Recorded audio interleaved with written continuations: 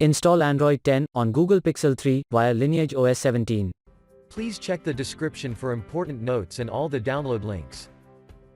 First download ROM and GApps packages, then transfer the downloaded files to the phone storage, link is in the description below. Step 2. Boot your device into TWRP recovery.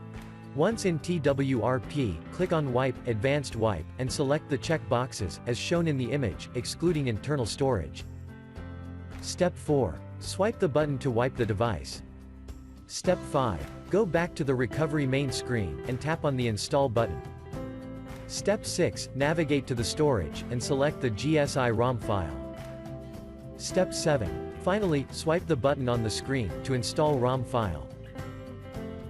Step 9. After GApps flashing completes, select Wipe Cache and Dalvik from bottom left side of screen, and swipe to wipe. Step 10.